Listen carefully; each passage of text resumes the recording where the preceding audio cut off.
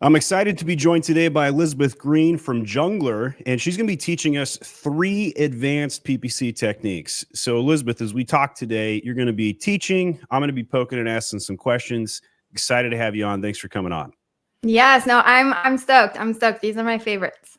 All right, so 3 advanced techniques. I'll be doing some screen share here. I'm going to be pulling up. So, on my PPC account, we're going to be using the Age of Sage account. I have spent $908,000 on PPC, so it's a sizable account. And with the 3 advanced PPC techniques we're going to be talking about today, the first one is don't be afraid to limit budgets. And this is something you don't hear a lot of people talking about, Elizabeth. No, it's controversial. I mean, you hear in the space. So the problem with completely uncapped budgets and the thing that people think is happening with completely uncapped budgets is my budget is out, my ads are not running, I'm losing sales. I get that, but there's a problem with that logic. You are losing ad sales. I will raise my hand and contest to that. But are you actually losing organic sales? Maybe yes, maybe no. The answer to that is a little bit nuanced. But if you don't use budgets as a spend control lever, you can end up wasting a lot of money. And so my question when you showed that screenshot and you said, okay, I have $900,000, you said, Elizabeth, where do I need to uncap my budgets? My answer would be it depends, right? So the question is, every PPC question ever, right? Yep. Goodness. I mean, if you're listening to everybody and they don't give you a caveat or an asterisk or it depends, do they really know what they're talking about? But I would say what is the total ACoS? So budgets are a way to control your spending. And what I would say is that if you have a campaign that is not leading to better organic rankings and better visibility and is unprofitable, so things like potentially an automatic campaign, maybe a category targeting campaign, maybe you have a really low bid broad match stuck in your account somewhere, things that you're not getting a ranking benefit off of, because that's why you might want to be putting a lot of ad spend towards something with a high ACoS. Those ones we might be fine to uncap budgets with. However, sorry, you had a question.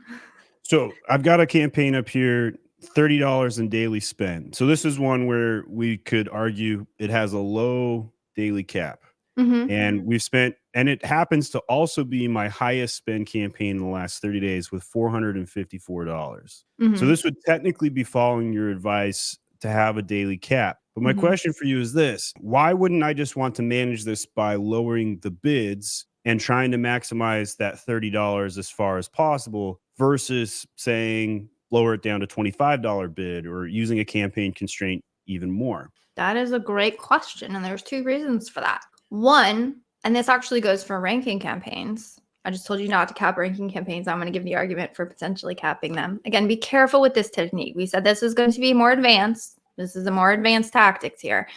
But if you have a keyword that maybe for a top of search placement or high visibility on that keyword, you have to keep a high bid on it. Maybe the minute you lower that bid 10 cents, you have 0 impressions on it. What are you going to do? Are you going to keep it hot? Are you going to keep it running and get that visibility? Or are you going to lower it down and get no visibility? So what if this particular keyword here, now here you have a 5-cent bid, you're probably good. Or 65, but it's an underbid. It's 50% of what the suggested bid range is, right? Which is interesting, and it's still my highest spend campaign in the last 30 days, despite all of that. So what would be the case if you said, I still want high visibility on this keyword. I'm underbidding on this keyword. I don't feel like lowering my bid is the right call here, because if you lower your bid, you lower your visibility in search, which also lowers your ad spend and can help with ACoS. So I'm not saying don't touch bids. I'm saying if you completely get rid of budgets as a spend control lever, you're getting rid of some of your optimization potential. So how does a campaign budget optimize exactly? I can tell you how we do it. And again, caveat here is we are very careful with our more aggressive rank strategies. And you also want to be careful with how much sales a particular campaign is driving for you.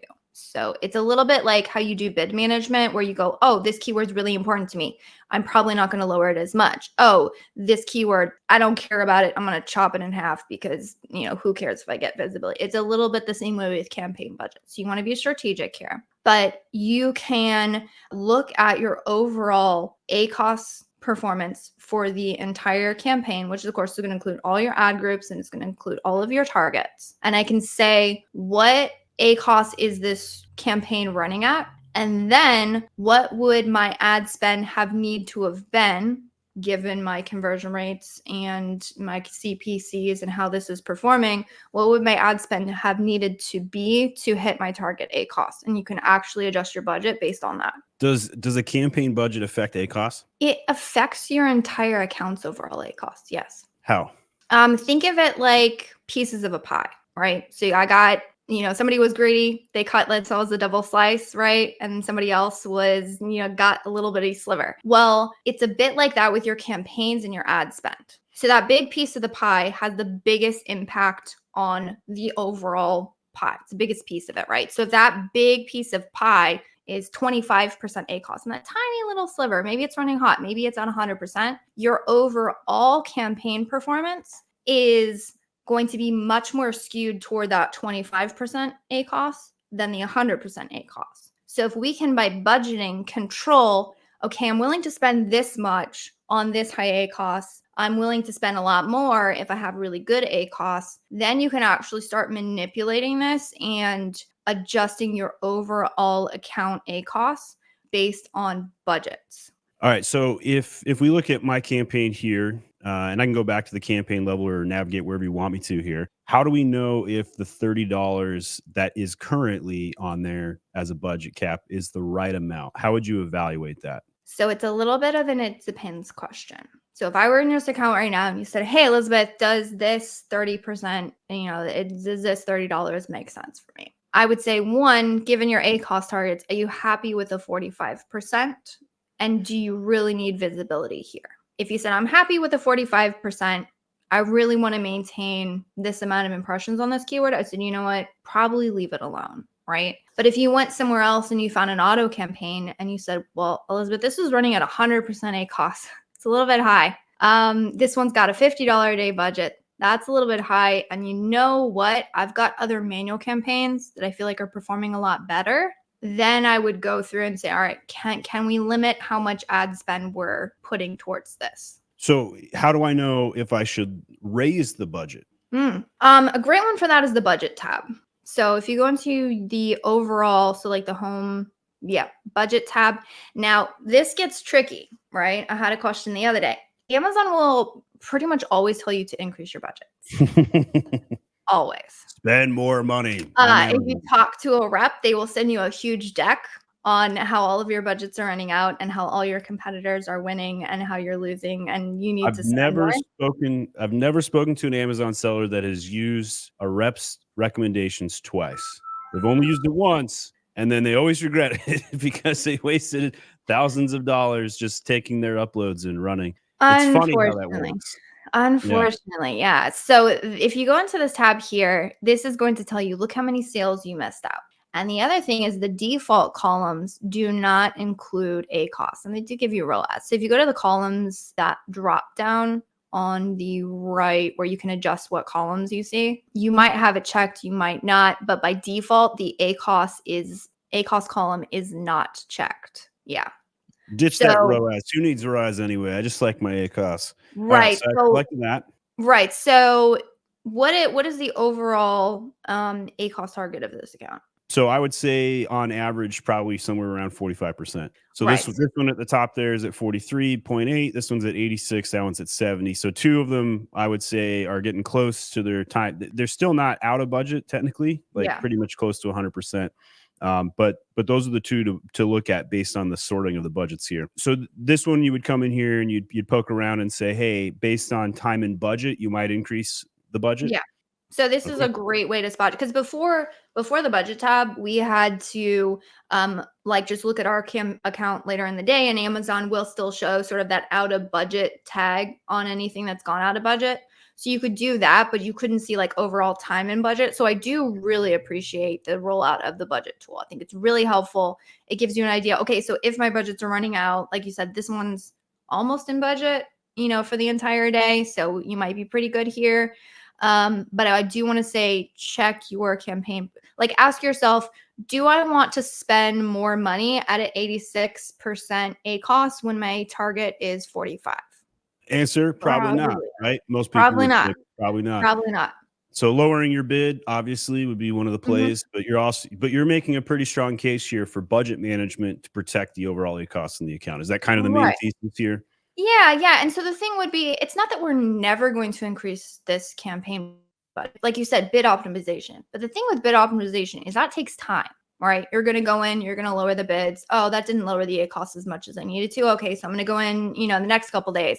It is sort of like a slow, not slow. I mean, you can go quickly, but it is a continuous refinement optimization. And sometimes it takes you a little while to get within targets.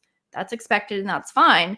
But what happens when we're completely uncapping this and we're spending, and it's slow to walk down? What if you could limit how much money you're spending on those tests? And that's what budgets do. So would it be better to consider some day parting as part of the strategy, or do you have any thoughts on day parting? If you have access to the tool and you have data to validate that it is the right decision, you would test day parting. We tested for clients. I think that makes a lot of sense.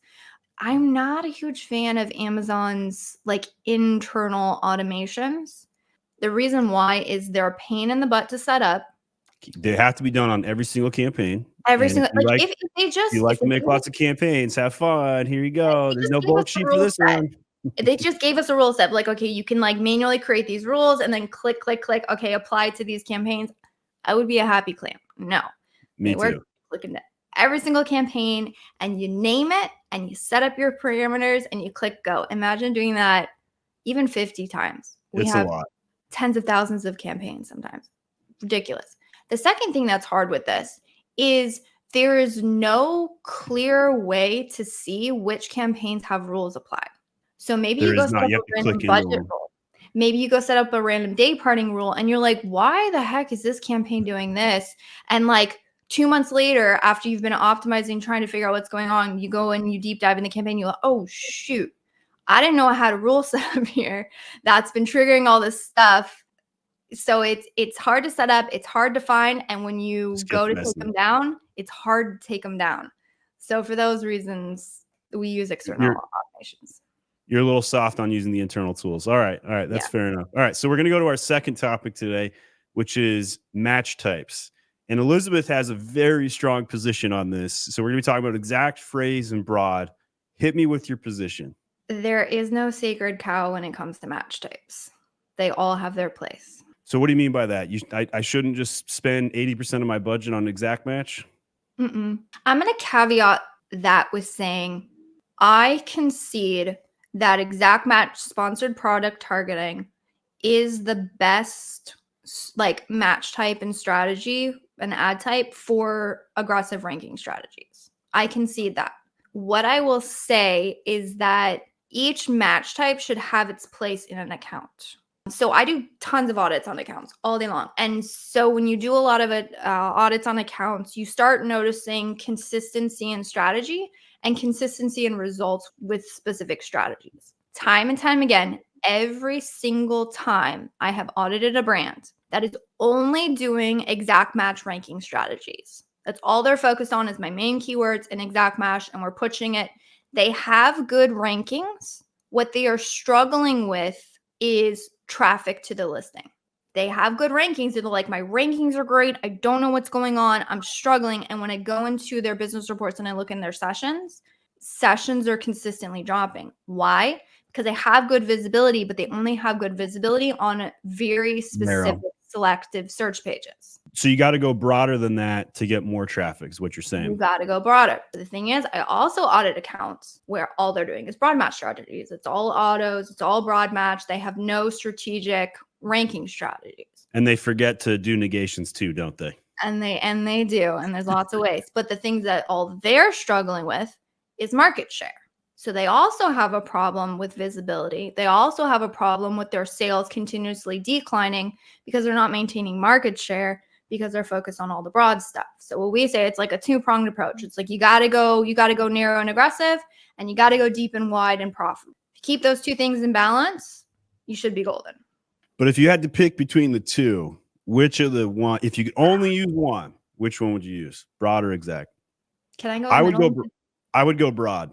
But if you want to cheat and say phrase, I won't blame you. I was gonna say I might go middle of the road and go phrase there. I might only because of the updates with the search triggers. Otherwise, there have been a lot of updates with that, and it's like, can you even tell what your keyword targeting strat is now? It's like really hard. So what's going on with that? Match types in some ways no longer matter in sponsored brand ads. It's been crazy to see that. I can't believe they've made those changes. It's making it harder. And they're going to take more of my money. Yeah. So what do people need to know about that? Every single match type inside of a sponsored brands ad now will trigger what is called like related search.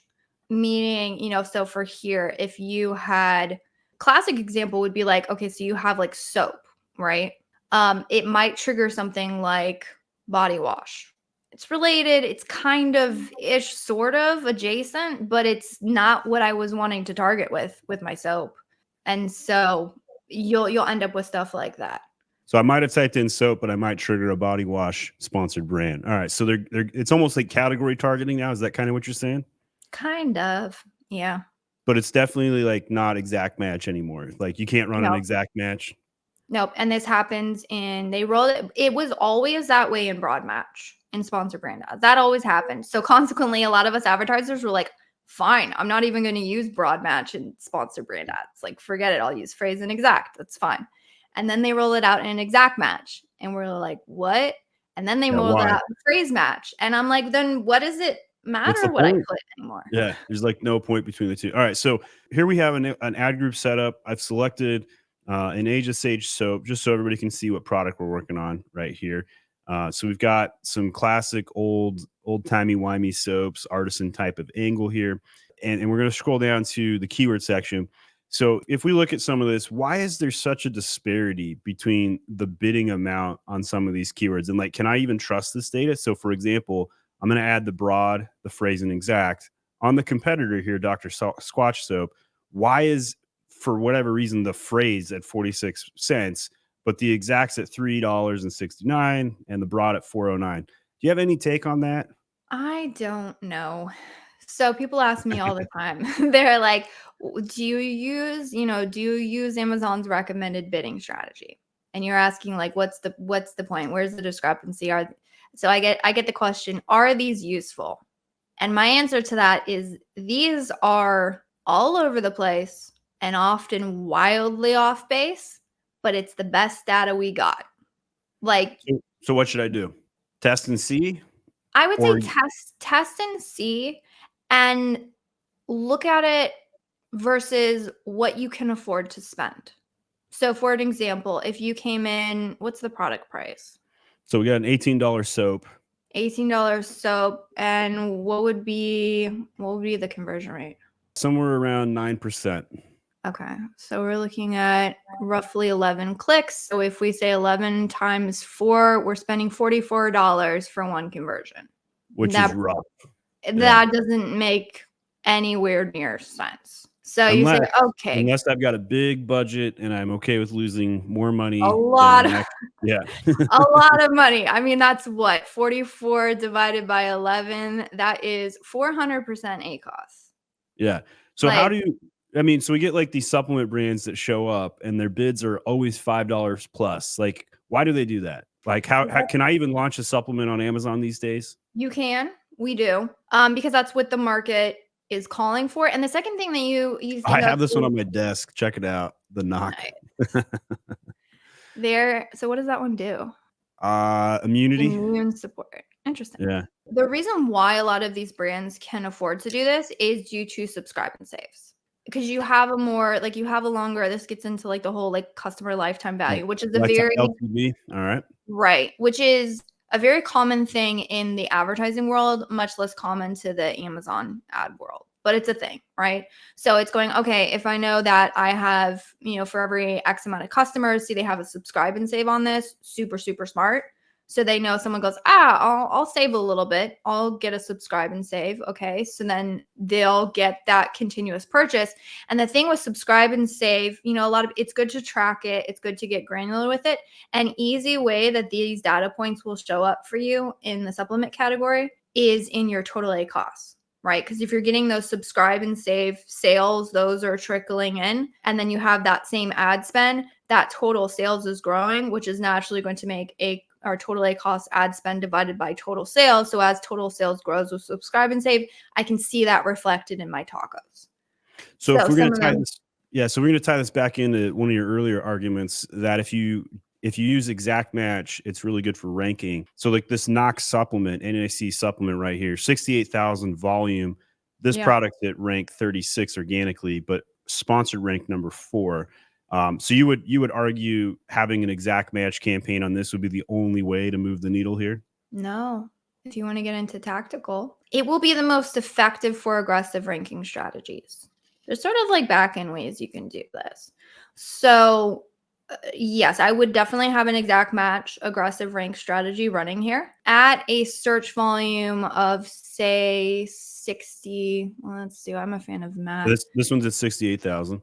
So we're going to say 68,000, and that's for a month. So we're going to divide it by 30. So we're looking at 2,000 searches. And Helium's estimating 8,200 monthly keyword sales off that keyword. Okay, so that's pretty decent. If we're looking at it's really have a higher than a 1% click-through rate, but if we're just estimating a 1% click-through rate, 25 clicks a day, and then if you multiply that times, you're probably spending, some of these keywords get crazy at like $10 a day. I mean, you could be spending easily this keyword's going to be a $5 keyword, no doubt. For sure. And then so you're ending up with, so then the question is, can I afford that much ad spend? Or, point that we talked about earlier, exact match ranking strategies, layer that in with a budget cap. Then you go, okay, I can afford to get, maybe I'm okay with 20 clicks on this keyword. What does that budget look like? Give my cost per click. And then you have that much ad sales added to the pot of cumulative total sales. And then, you can work your numbers there. So that can be helpful. Another great way on these types of keywords, crazy aggressive, you have to have a competitive product and you have to be able to convert on your competitors' pages, though. Another way is to target the listings of your top competitors. So are the top ASIN targeting instead of a keyword targeting, do ASIN targeting. And there's no such thing as broad, phrase, and exact on that. You just type in the ASIN. If you have the budget, do all the above. Here I'm selecting product targeting instead of keyword targeting. And if you want to get super lazy, we could just hit the category and call it a day. But what Elizabeth is saying is we need to come in and target individual products. Now, if we targeted my own products, that'd be defensive. If we targeted a competitor's product, that'd be offensive. Mm-hmm. And for those that don't know, this is where it shows up. If we scroll down, this can show up in the products related to this item section. It's very common.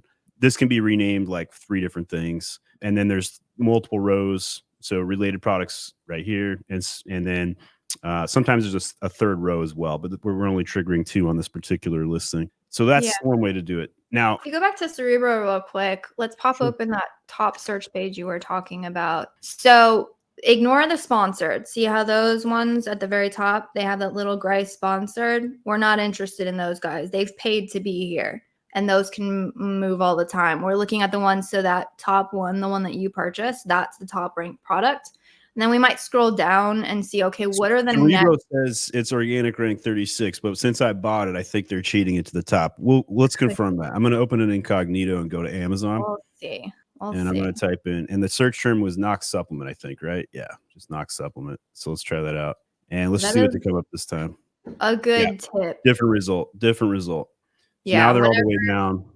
There it is. Yeah, whenever you're doing competitive research and you're looking specifically at product ranking, that's a good tip. Use an incognito window the way Steven does. Then your past searches are not going to skew your data points. Yeah, I gotta love it though when a client reaches out and talks about their own what they see, and I'm like, well, what you see and others see, no, maybe not. Be a little bit different. They want to get to the top of a certain keyword and defend it to death. All right. So you wanted to go to that top search, ignore the sponsored. What else should we be looking at? So what we're doing here, I was talking about, you were talking about like grabbing specific products. That's what I'm talking about here. So I'm going to be looking at what are the top ranked products, and how I said I'm going to do both. So I'm going to also run an aggressive exact match. But maybe if I'm capping budgets or I'm doing something or I can't afford that much ad spend, I can also get visibility through this keyword sort of in an indirect way by making sure that I appear on these competitor product pages. So I'm looking at how would you go about choosing them? Are you saying just go for whatever's ranked the highest, or what would you recommend? there's two ways you can do it. One is a test and see who's So do ranked them all. highest, high Yep. traffic, Throw them all in. right? Okay. That's going to be really expensive. All right. So if you Yep. have the test budget, try it. The other thing that we can do if we have a more limited budget might be to go through and look at these and say, who do we think we could even potentially compete against? Right. So more of a maybe tactical lasers. Right. Like, okay, so this guy with 10,000 reviews or 15,000 reviews, probably not a good idea. Maybe hit this guy with 500. Potentially.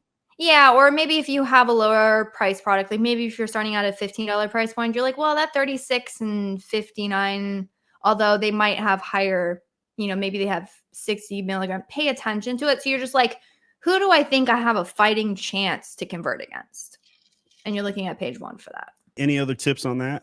You can run these in a sponsored product. Use exact match targeting here. That means you're going to be targeting this direct competitor. There's maybe other strategic ways to use expanded targeting. There's some interesting stuff. But if you want to I want to show up on this specific product page, when you enter this in, see how those all say expanded?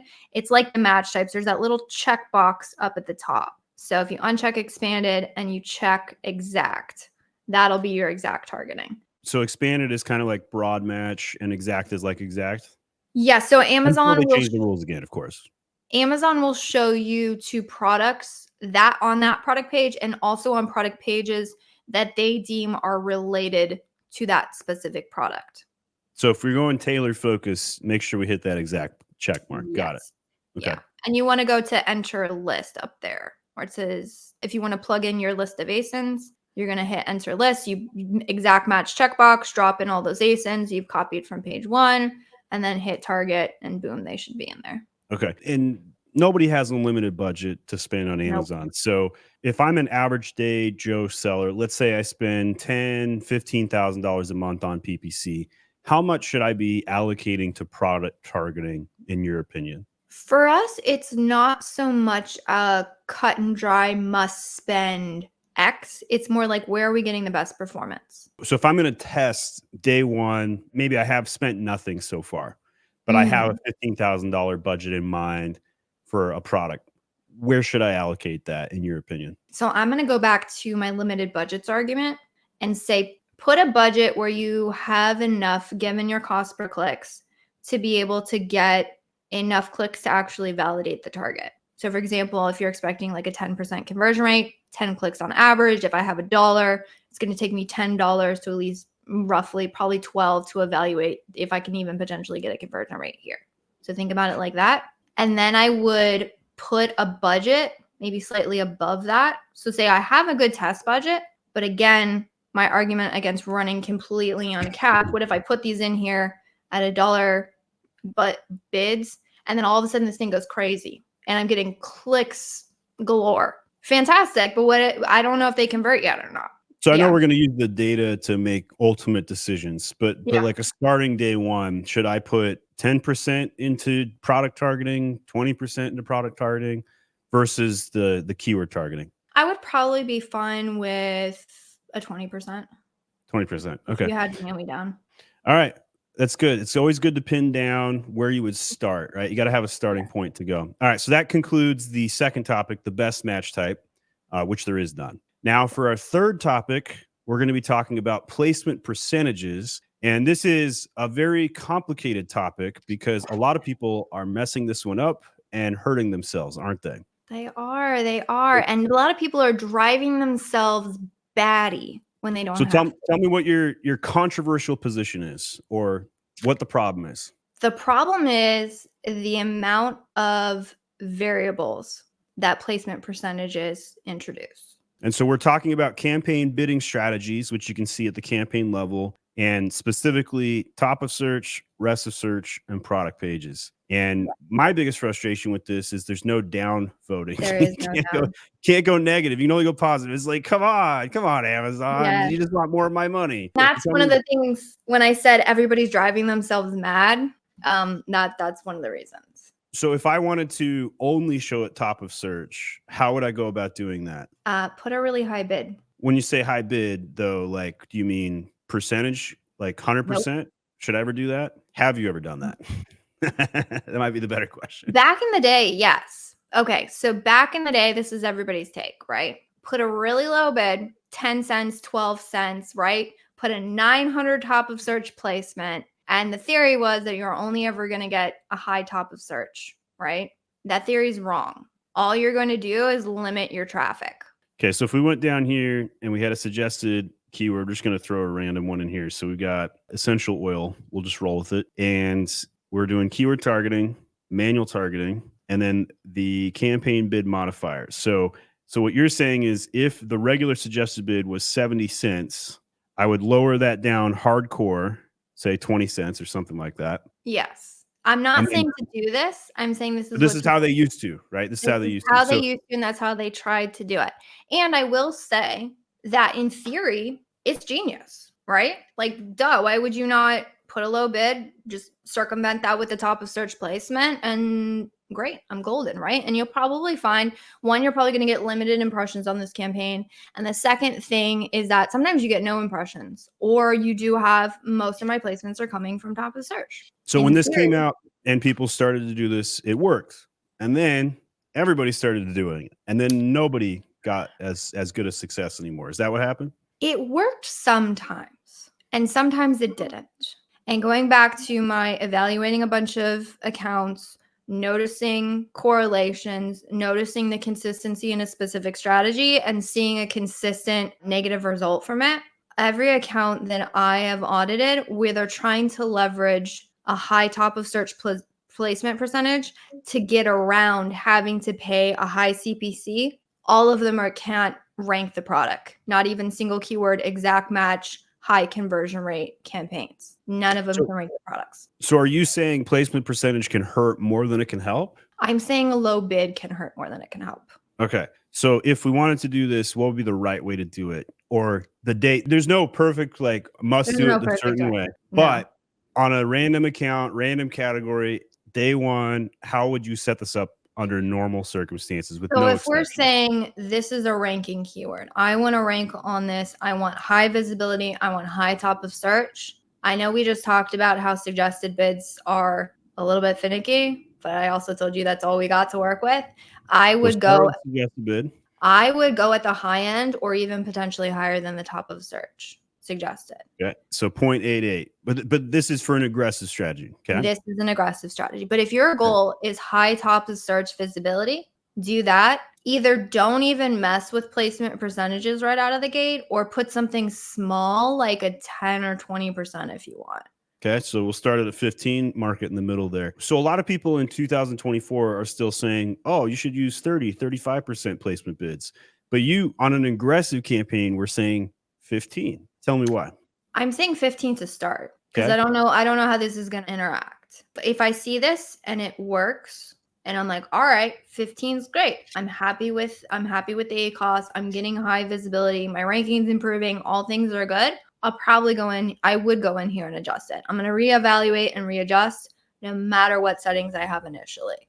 But I'm saying if your goal is aggressive visibility, high top of search, leverage high bids versus trying to get around that and leverage high top of search placements. So this particular strategy on your list of strategies, how would you rank this technique? High, low? What would you say? I would say it's a core strategy. If you're talking ranking, we leverage bids versus placements. So core strategy, but tell me why a lot of people get this one wrong. Like what goes wrong typically? I'll tell you two things, and this isn't pertaining specifically to this campaign. It's on placement percentages in general. The things that you have to be aware of with placement percentages is that it applies to everything within the campaign. So if you have a ton of ad groups, you have a ton of targets, and then not does it just apply to the keywords, it also applies to whatever search terms the keywords are triggering. So if I have a campaign, let's go extreme. Let's say broad match campaign with 100 different targets, and I got 3 ad groups of them, right? If I go into that campaign, if I only look at my placement percentage and go, oh my gosh, top of search is working fantabulous, I'm going to crank that up. I'm going to put a high top of search placement on it, right? You've just, let's go crazy. Let's say we did a 200%. Okay. So we doubled our bids. Not double. Is it double? We did 1, 2, whatever. We multiplied it by 3. Yeah. I think it's a 3x if it's 200% because it's an extra 200% on top of it. Right. So we 3x'd our bids for everything. Every single one of those keywords that I have in all 3 of those ad groups. And not only that, we 3x our bids on every single potential search term that all of those broad matches are triggering. Can you imagine exponential ad spend and the exponential potential for ad waste? So if we're looking at lowering down ACoS, this strategy probably one we don't want to do. No. But if it's a starting a product launch or a ranking strategy, or you want to get aggressive, it's part of the core. Did I capture that right? Yeah. So our core strategy with placements, and maybe this is controversial because I know there's a lot of good people in the space who they have this whole analysis process and say, oh, this campaign is doing this, and I apply this really complex thing, and I think they're getting results. My thing is just think through the final end result of the potential of what you're doing, right? So in the case of like a bajillion broad matches, potential is like exponential. If I had a bunch of like exact match keywords, that's probably fine, right? So I'm thinking about like the more potential for it to spin out of control, the more conservative I am. So I wouldn't do 200%. Making it really segmented would be an appropriate way to test this. Yes. And as we know, the more segmentation you do, the more time and effort it takes to manage it. So depending on how sophisticated you want to go, there you go. There you have it. All right. So 3 topics we covered today. Don't be afraid to limit budgets, which you don't hear that very often. There's no best match type. I think people are under investing in broad match personally, and placement percentage can sometimes hurt you if you do it wrong. So those are the 3 topics we covered today. Today we are joined by Elizabeth Greene. She's the owner of Jungler, which you guys can check out, and she's a PPC agency. So if people want to, and by the way, she's got a really great YouTube channel, so you guys should check that out and follow, hit subscribe there. A lot of great PPC content, and she's putting out a ton of good stuff. So Elizabeth, if people want to get in touch with you, what should they do? How can they hire you? Yeah, no, the website is definitely going to be the best place for that. So if you want to get in touch with us for a hire, I would definitely check that out. Yeah, if you want to follow content, we're doubling down on YouTube. So go check us out there. Cool. All right. Well, thanks for coming on. We might do some more of these kind of in-depth PPC tutorial guides. We're bringing in some PPC experts like Elizabeth. So if you like this, slam a comment in the section, say more of this, more PPC, and we'll see what we could do. Thanks for watching today. My name is Stephen Pope. I'm the founder of My Amazon Guy, and that is our PPC tutorial for today.